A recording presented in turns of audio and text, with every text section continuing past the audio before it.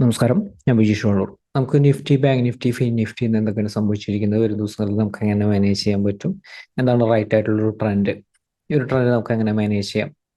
ഇത് fin Nifty ഗ്രാഫാണ്. നമ്മൾ fin നിഫ്റ്റിയെ കുറിച്ച് സൂചിപ്പിച്ചിരുന്നത്, ഫിൻ നിഫ്റ്റിയുടെ റെസിസ്റ്റൻസ് 22,960 താഴെയാണ് ഒരു ഓപ്പണിങ്. 22,890 ബ്രേക്ക് ചെയ്താൽ ഷോർട്ട്സ് ആൻഡ് ഓപ്പർച്യൂണിറ്റി യൂട്ടിലൈസ് ചെയ്യാം. Stop loss 960. ഇതാണ് ഈ ഒരു ലെവലിൽ സ്റ്റോപ്പ് ലോസ് കീപ്പ് ചെയ്യേണ്ടത്. നല്ലൊരു ഷോർട്ട് സെന്റ് ഒരു ഓപ്പർച്യൂണിറ്റി ആണ്. മാർക്കറ്റ് ബൈരോ ഓപ്പർച്യൂണിറ്റി ഇല്ല. ബൈരോ ഓപ്പർച്യൂണിറ്റി 960 മുകളിലേക്ക് സസ്റ്റെയിൻ ചെയ്തതിന് ശേഷം മാത്രമാണ് ബൈരോ ഓപ്പർച്യൂണിറ്റി. നമ്മുടെ ന്യൂസ് വീഡിയോസിൽ സൂചിപ്പിച്ചായിരുന്നു.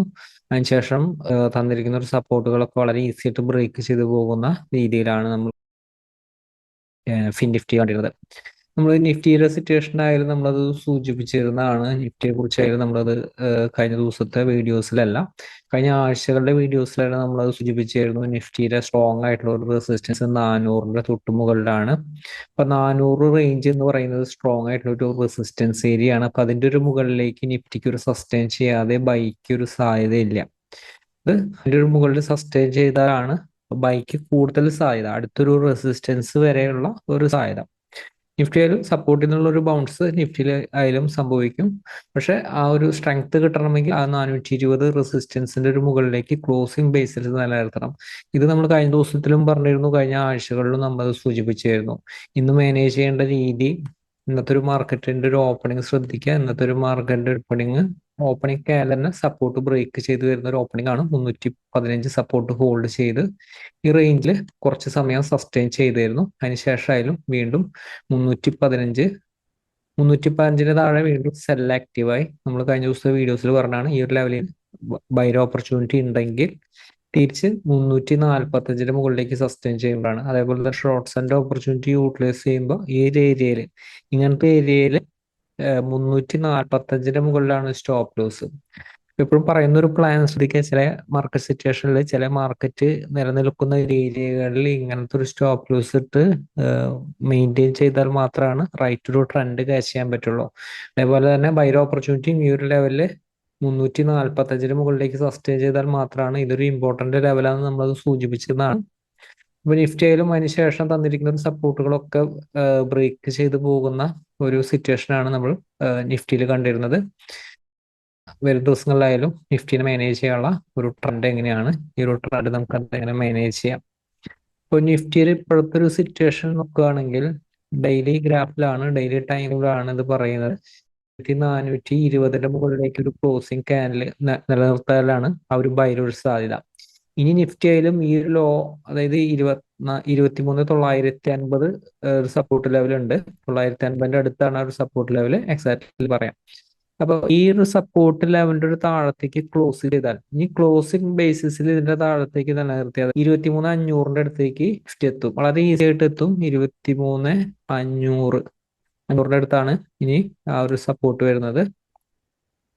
400, 500 ആ ഒരു റേഞ്ചിലാണ് സപ്പോർട്ട് വരുന്നത്. പക്ഷെ ഈ ഒരു റേഞ്ചിൽ ബൗൺസും കിട്ടും, നല്ല സപ്പോർട്ട് ചെയ്യുന്നുള്ള ബൗൺസും കിട്ടും, നല്ല റെസിസ്റ്റൻസ് എന്നുള്ള ഷോർട്ട്സ് ആൻഡ് ഓപ്പർച്യൂണിറ്റിയും കിട്ടും.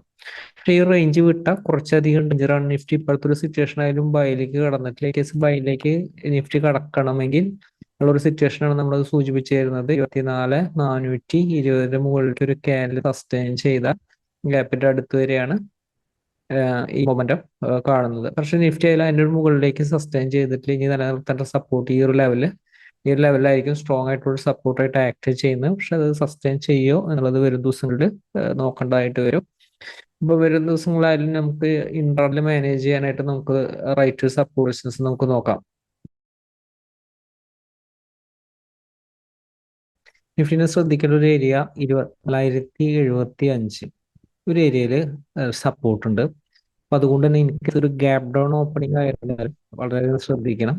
24,075 ഹോൾഡ് ചെയ്തുകൊണ്ട് ഒരു ക്യാൻഡിൽ ക്ലോസ് ചെയ്യുന്നുണ്ടെങ്കിൽ, in case gap down opening ആണ്, അതിന്റെ മുകളിലേക്ക് ഒരു ക്യാൻഡിൽ ക്ലോസ് ചെയ്താൽ ഈ ക്യാൻഡിൽ ബ്രേക്ക് ചെയ്യാതെ ഷോർട്ട്സ് ആൻഡ് ഓപ്പർച്യൂണിറ്റി യൂട്ടിലൈസ് ചെയ്യരുത്.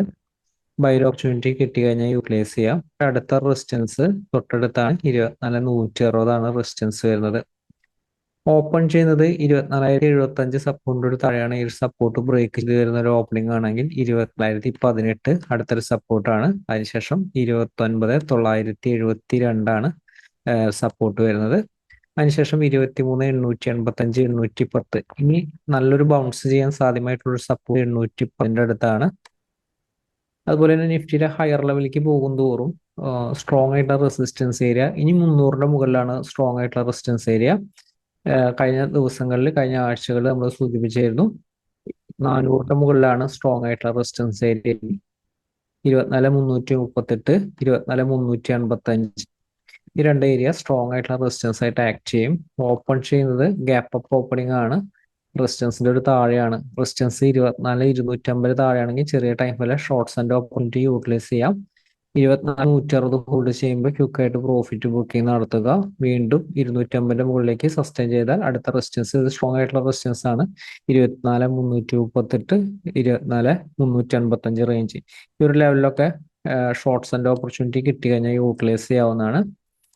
അതുപോലെ തന്നെ നിഫ്റ്റി ഓപ്പൺ ചെയ്യുന്നത് ഗ്യാപ് ഡൗൺ ഓപ്പണിംഗ് ആയിരുന്നാലും ശ്രദ്ധിക്കുക, പറയുന്ന ഒരു സപ്പോർട്ടിലാണോ അതിനനുസരിച്ച് മാനേജ് ചെയ്യുക. റെസിസ്റ്റൻസിന്റെ മുകളിലേക്ക് തിരിച്ച് സസ്റ്റെയിൻ ചെയ്താൽ ബൈ ആണ്. ബൈ ഓപ്പർച്യൂണിറ്റി ഇൻട്രാഡേയിൽ യൂട്ടിലൈസ് ചെയ്യാം.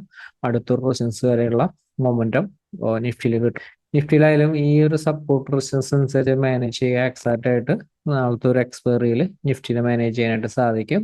നമുക്ക് ഇനി നിഫ്റ്റിയിലെ സപ്പോർട്ട് റെസിസ്റ്റൻസ് നോക്കാം. ലോവർ റേഞ്ച് നല്ല സപ്പോർട്ട് കാണുന്നത് 24,445 ആണ്. 420 വിളിച്ചത് 445ലേക്ക് ഫസ്റ്റ്. അതുകൊണ്ട് തന്നെ in case gap down opening ആണെങ്കിൽ, സപ്പോർട്ടിലാണെങ്കിൽ ബൈ കൂടുതൽ ഇമ്പോർട്ടൻ്റ്. ഫോട്ടോ ബ്രേക്ക് ചെയ്ത് വരുന്ന ഒരു ഓപ്പണിംഗ് ആണെങ്കിൽ ചെറിയ ടൈമിൽ ഷോർട്ട്സ് ആൻഡ് ഓപ്പർച്യൂണിറ്റി യൂട്ടിലൈസ് ചെയ്യുക. പക്ഷേ ഈ ഒരു സപ്പോർട്ട് ഹോൾഡ് ചെയ്ത് തിരിച്ചു കയറുന്ന ഒരു സമയത്ത് പ്രത്യേകം ശ്രദ്ധിക്കണം.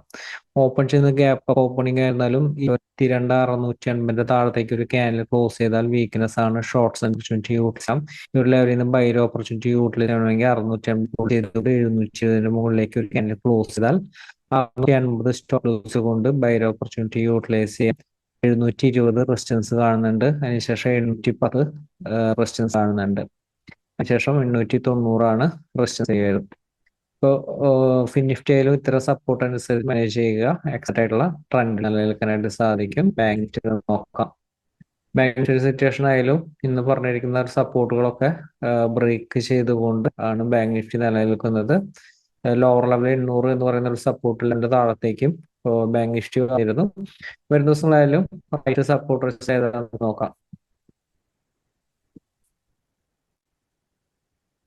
ബാങ്ക് നിഫ്റ്റി സിറ്റുവേഷൻ ആണെങ്കിൽ പറയുന്ന ഒരു സപ്പോർട്ട് ബ്രേക്ക് ചെയ്ത് വരുന്ന ഒരു ഓപ്പണിംഗ് ആണെങ്കിൽ വീക്ക്നെസ് ആണ്. 49,740 ഒരു സപ്പോർട്ടിന്റെ താഴെ വീക്ക്നെസ് ആണ്. ഓപ്പർച്യൂണിറ്റി യൂട്ടിലൈസ് ചെയ്യാം. ബൈ ഓപ്പർച്യൂണിറ്റി സപ്പോർട്ട് ഹോൾഡ് ചെയ്തുകൊണ്ട് 855 മുകളിലേക്ക് സസ്റ്റെയിൻ ചെയ്താൽ ബൈ ഓപ്പർച്യൂണിറ്റി യൂട്ടിലൈസ് ചെയ്യാം. ഓപ്പൺ ചെയ്യുന്നത് ഗ്യാപ്പ് അപ്പ് ഓപ്പണിംഗ് 930 താഴെയാണെങ്കിൽ ഷോർട്ട് സെല്ലിലാണ് സാധ്യത. ഷോർട്ട് സെല്ലിന്റെ ഓപ്പർച്യൂണിറ്റി യൂട്ടിലൈസ് ചെയ്യാം. 855 സപ്പോർട്ട് ഹോൾഡ് ചെയ്യുമ്പോൾ ശ്രദ്ധിക്കണം. ഈ ഒരു സപ്പോർട്ട് ഹോൾഡ് ചെയ്യുമ്പോൾ ബൗൺസ് ചെയ്യാൻ സാധ്യതയുണ്ട്.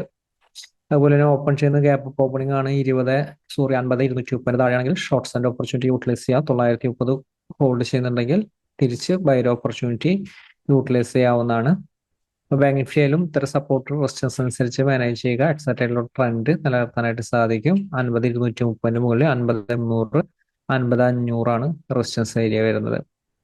നിഫ്റ്റി, ബാങ്ക് നിഫ്റ്റി, നിഫ്റ്റി ഇത്തരം സപ്പോർട്ട് റെസിസ്റ്റൻസ് അനുസരിച്ച് മാനേജ് ചെയ്യുക. എക്സാക്ട് ആയിട്ടുള്ള ട്രെൻഡിൽ നിലനിൽക്കാൻ സാധിക്കും. മാർക്കറ്റിലെ വലിയ ദിവസമായിട്ട് നമുക്ക് ഒരു ദിവസം അപ്ഡേറ്റിൽ വീണ്ടും കാണാം. Thank you.